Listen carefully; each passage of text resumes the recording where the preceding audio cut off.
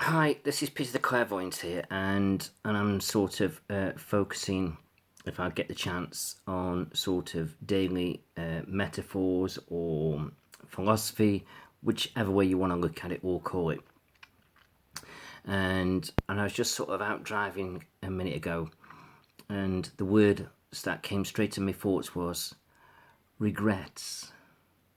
The word regret, and I just thought with that, do you know what? Regret can come many shapes and forms, isn't it? We can regret that we haven't done something, and we shouldn't regret that we haven't done it. But then we could regret that we've done it. So it's very difficult, isn't it? So I feel so what I'm trying to feel or say is, as we move forward in life, we've got to make sure that we do all the things that we should be doing in the right way and don't have any regrets that we haven't done it or we follow through, and then make sure the things that we do want to change, that we don't regret what we're doing neither, because it's like regret doing it, regret not doing it. It's very difficult, isn't it? So regret is a very strong word, but it can seem right at that moment in time. And then as time goes by and the light sort of shines through, it's like we can sort of look at it in a different way. It's like what we've thought about that decision today, we can think completely different about it tomorrow, because maybe tomorrow we see a bit more insight. It's a bit like saying, I'm going to do that because it's something I really want or really needed.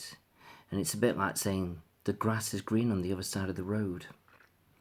But when you get there, the grass isn't really any different. Might be a slightly different shade of green. Might have a few nice colourful trees or plants around that grass. But it's still grass. Do you know what I mean? It's difficult, isn't it? It's like, so we've got to make sure now all the decisions that we're making, that we don't have regrets, because it can affect us, it can affect the people around us, the choices, the decisions that we make can be quite profound. So you have to be real clear thinking. It's like today, it's like certain business that has come across me and my wife, and it's like, should we do it, shouldn't we do it? And I keep thinking that the profit margin ends are huge, but I keep thinking something's just telling me something just doesn't sit right with it. So it's like, thinking, oh God, am I going to have regret sort of not doing it because, all this money, we could make. But then it's like, but is it right? So sometimes the money tempts you, but then you look at it and think, what if it isn't right? Something's like niggling at me. What if this happens? What if that happens?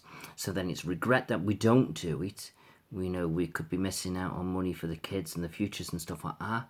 But then if we do it and something happens, it's not that it's illegal or anything like that, but it's just something that's niggling me. Something that could come back and bite us in a different way. And I just think, I don't know. It's like I'm sitting on the fence. Regret. Regret should have done it. Regret shouldn't have done it. It's difficult. And that's the type of decision I'm talking about. So it's like, don't have any regrets. So if you're not sure about the choices and decisions that you need to make, then maybe you need to seek some advice. Whether it's advice from somebody like myself, doesn't have to be me, it can be another reader. Or do you need to seek legal advice? Or do you need to seek some kind of other advice? Financial advice? Health advice? And then maybe when you've got all the facts and answers, then you can make that right, profound decision. And whatever it may be. So things aren't always simple. It's like, even look at it in a simple way. It's like, I keep thinking that I want to move house. And I keep saying, well, I won't do the house up because it will help sell it. So then you think, the front wants doing, the back garden wants doing this, but all these are big jobs.